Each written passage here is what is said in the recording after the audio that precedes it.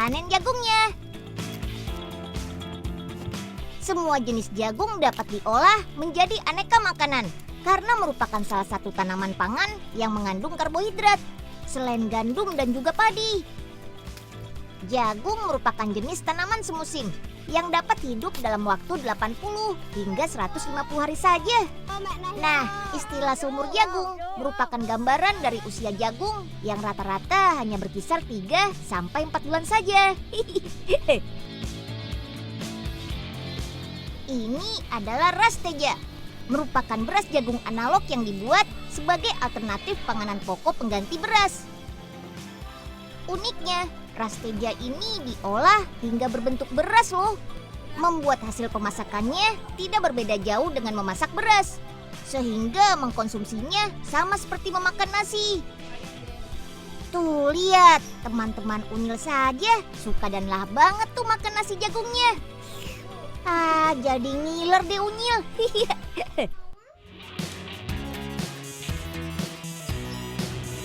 Sebelum diolah menjadi aneka produk makanan, jagung harus melalui proses pemecahan dan pembersihan dari kulit arinya. Oke, masukkan jagung yang telah dipipil dan dicuci bersih. Mesin akan otomatis menyedot, merendam, hingga proses pemecahan menjadi bagian-bagian kecil. Produk utama dari buah jagung adalah bijian, merupakan bagian buah dan biji yang menyatu.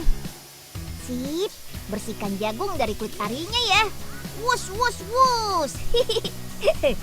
Kulit ari jagung memang kaya akan serat, namun tidak dapat digunakan dalam penepungan. Tenang, jagung pipil kering giling ini juga memiliki banyak kandungan loh, seperti pati, minyak jagung, protein, serta serat kasar. Haluskan pecahan jagungnya hingga menjadi tepung. Untuk pembuatan rasteja dapat menggunakan jenis jagung putih ataupun kuning. Karena kandungan keduanya tidak jauh berbeda, sama-sama memiliki kandungan karbohidrat yang tinggi hingga mencapai 80%. Tidak hanya jagung, tela atau singkong juga digunakan dalam pembuatan rasteja yang berguna sebagai pengikat pada tepung jagung. Oke deh, agar mudah pembentukan, masak tepungnya. Jagung digunakan sebagai pengganti beras karena memiliki banyak keunggulan seperti sebagai sumber kalori, pencegah kanker usus, sumber mineral, juga vitamin. Sedangkan tepung singkong selain beras gluten juga merupakan sumber zat besi. Wah, kombinasi yang pas nih. Penggunaannya sebagai alternatif pengganti beras. Selain murah, nasi jagung juga tidak mengandung pemicu penyakit seperti nasi beras yang memiliki kandungan gula dan dapat menyebabkan diabetes.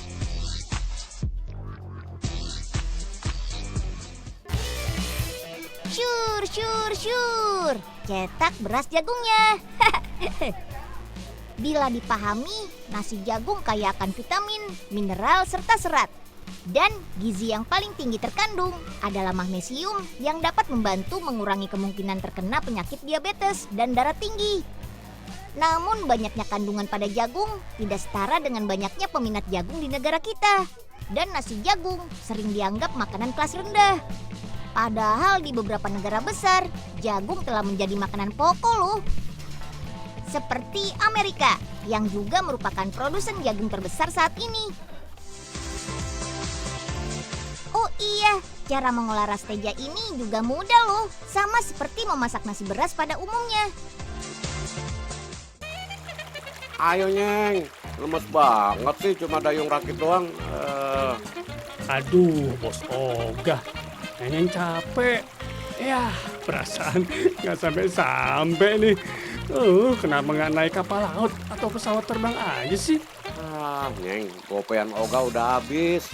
Kan kalau pakai rakit kayak gini, hitung-hitung olahraga Nyeng, ya nggak?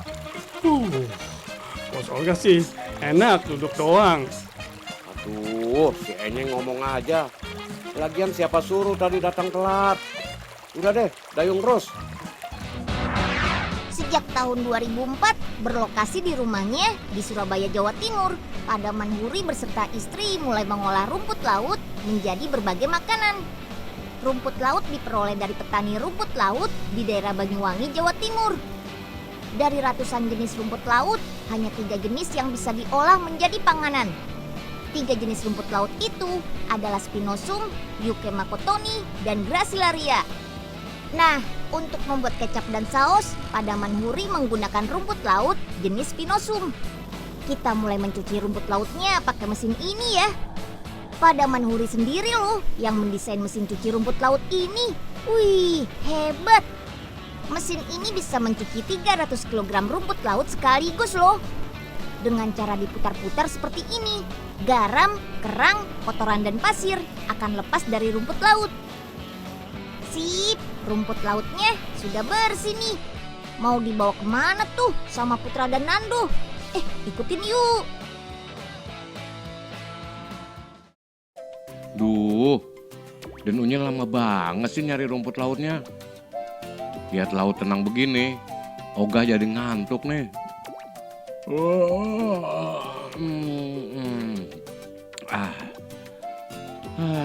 Mending tidur dulu aja deh. Kali aja bangun-bangun nanti jadi ganteng. Maksudnya Den Unyil udah dateng. Yap. Sampai juga nih. Wah, lumayan nih dapat rumput lautnya. Hah? Ya ampun, Pak Ogah. Kok malah enak-enakan tidur? Kerjain Aduh, hujan. Den Unyil, yang bener dong Den, basah nih. Maaf Pak Ogah, rumput lautnya sudah dapat nih Pak. Yuk kita buat kecap dan sausnya. Sekarang waktunya mengeringkan rumput laut. Ayo, susun rumput lautnya di loyang. Pengeringan dilakukan dengan cara di oven pada suhu 55 derajat Celcius selama 3 jam. Kita lihat hasilnya setelah kering yuk.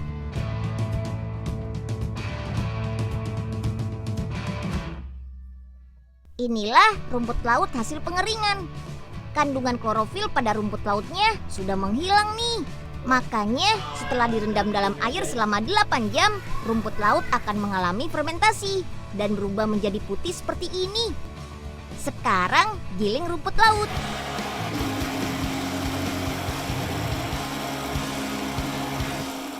Hasilnya seperti bubur ya.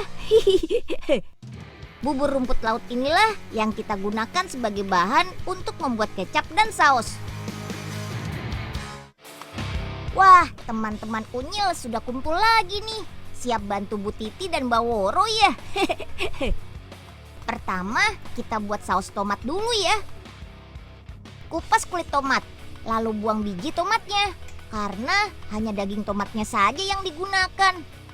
Setelah matang, tomat semakin banyak kandungan vitamin C-nya loh. Nah, selanjutnya haluskan daging tomatnya. Oke, sekarang masak daging tomatnya. Selagi menunggu mendidih, siapkan bumbu halusnya yuk. Bumbu halusnya terdiri dari bawang putih halus, bawang bombay halus, gula, garam, dan rumput laut. Untuk membuat 4 liter saus tomat, butuh 250 gram rumput laut. Terakhir, tambahkan kaldu ayam deh. Haluskan semuanya yuk. Oke, langsung campur dengan tomatnya ya. Masak kembali sampai saus tomat mengental. Fungsi rumput laut dalam pembuatan saus tomat adalah sebagai bahan pengental. Nah, segini cukup nih buat bikin kecap dan saus. Langsung masukkan ke oven aja deh. Aduh.